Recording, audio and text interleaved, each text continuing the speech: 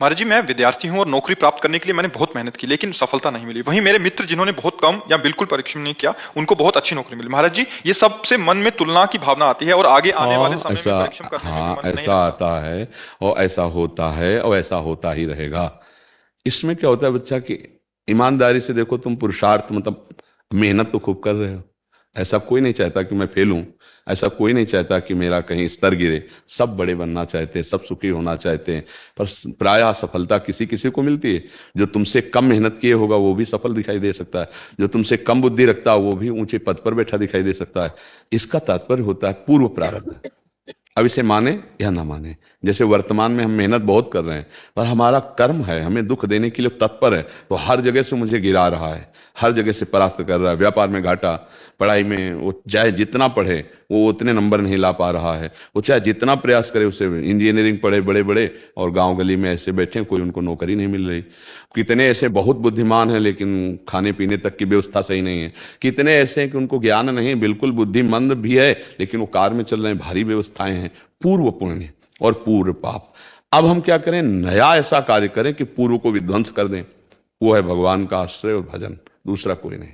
भजन के द्वारा हम अपने कर्मों को, जो हमारी उन्नति में बाधा पहुंचा रहे हैं, उनको विध्वंस करें। अब वो किस कोटि के कर्म है, कितने दिन भजन करना पड़ेगा, इसका कोई परिचय नहीं जानता है।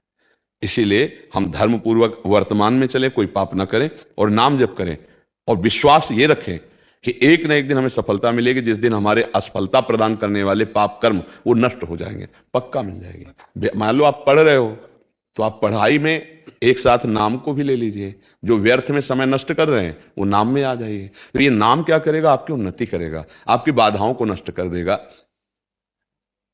एक हमने घटना किसान की देखी कि एक किसान का खेत है और वो दूसरे के खेतों से पानी आता है। सामने जिसका खेत है, अगर वो खेत वो शत्रु पक्ष खरीद लेता है तो उसकी खेती सूख जाएगी।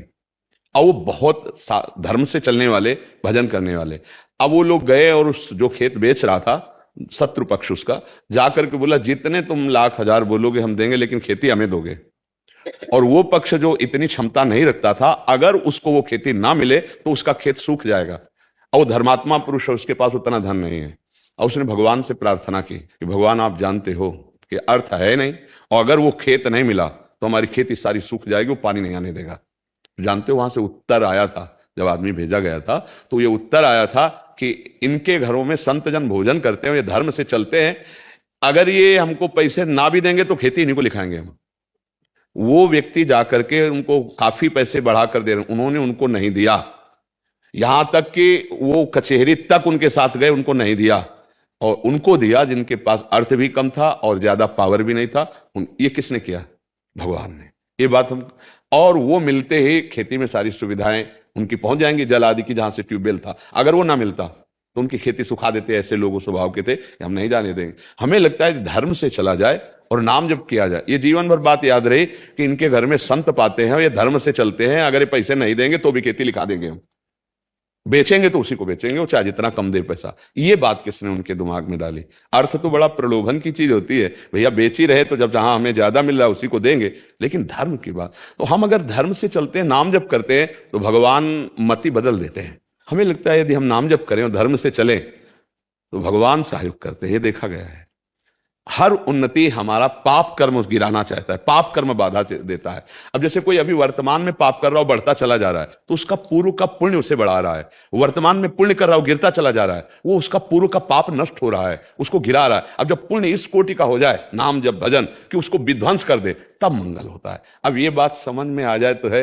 अब 4 दिन हम जपे और सोचा हमारी नौकरी नहीं लगी तो हम नाम जप छोड़ दें, तो फिर धैर्य पूर्वक न जपने के कारण फिर अश्रद्धा हो जाएगी। यदि हम नाम जप करें और खूब अच्छी पढ़ाई करें और प्रयास करें, तो हमारा प्रयास और भगवान की कृपा दोनों इससे हर काम हो जाएगा। हमारा प्रयास धैर्य पूर्वक और नाम जप, तो भगवान आपको परम धनी बना देंगे। वो लक्ष्मीपति हैं, क्या कमी है उनके पास, वो हमारा जीवन सुधार देंगे, इतना विश्वास कर लो।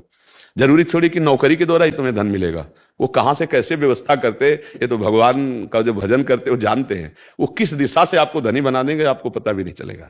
इसलिए हमें लगता है भगवान का आश्रय लो, नाम जप करो, खूब कर्तव्य कर्म करो, जो पढ़ाई लिखाई नो हर प्रयास करो। आज नहीं तो कल सफलता मिलेगी। ऐसा तो नहीं कि इतना भाग्य में लिखा है कि हम असफल होते ही चले जाएं, ऐसे में निराश भी नहीं होना। हमें भाग्य बदलने के लिए मानवदेह मिली, हम प्रयास करेंगे, आखिरी दम तक प्रयास करेंगे, सफलता तो मिलेगी। नहीं तो हमारा नाम जब चल रहा है, भजन बल से क्या नहीं हो सकता, सब कुछ हो सकता है।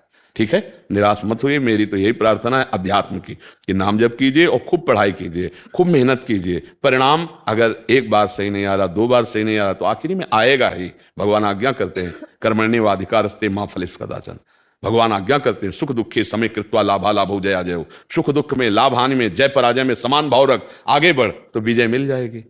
अब 1-2 बार हार गए तो हम निराश नहीं होंगे, हम आगे बढ़ेंगे। हराने वाले जो पाप कर्म उनको हम भस्म करेंगे नाम जप के द्वारा, भगवत सेवा के द्वारा, भगवत आराधना के द्वारा।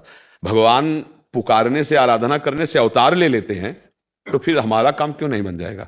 वो बना देंगे, विश्वास रखो। पर हमारा कौन सा पाप कर्म इतना प्रबल है जो आगे नहीं बढ़ने दे रहा, उसको नाम नष्ट करेगा। अब कितने नाम में नष्ट होगा ये पता नहीं, इसलिए हम जपते रहे श्रद्धा विश्वास पूर्वक। अच्छा, इसमें ये तो है नहीं कि तुमसे कुछ मांगा जा रहा हो कि भाई हमको झूठ में फंसा दिया जाएगा। इतना तो सुना है भगवान का नाम सत्य है, और नाम जपना तुम्हारे काम, उसमें पैसा तो लगना नहीं।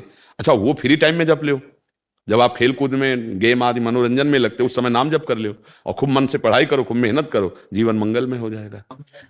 निराश मत होना, मस्त रहना। ये संसार संघर्ष से जीता जाता है, इसमें संघर्ष करना पड़ेगा खूब। जो जितना मेहनती है, जितना पुरुषार्थी, उतना ही आगे निकलता है। उदास नहीं होना, निराश नहीं होना, हमें रौंदना है, हमें अपने को रौंदाना नहीं। काम क्रोध लोभ मोह मद मत्सर सब गुलाम बनाए हुए हैं। हे नाम जप कर सिंहवत दहाड़, कोई परास्त न कर पाए, ऐसा मानवदेह है, पर अब समझ नहीं पा रहे। तो इसलिए अब कह रहे नाम जप करो, बहुत संभल करके चलो, नहीं संसार में जीवन व्यतीत करना बड़ा कठिन। कोई नशा मत करो भाई, गंदे आचरण मत करो, नाम जप करो। देखो यहाँ आए हो, श्री जी की कृपा हुई, तो इतनी बात मान लो। कोई नशा मत करो, कोई गंदा आचरण मत करो, नाम जप करो, तो पीछे जो हमसे गलतियां हुई भगवान उसको क्षमा कर देंगे, आगे हमारा जीवन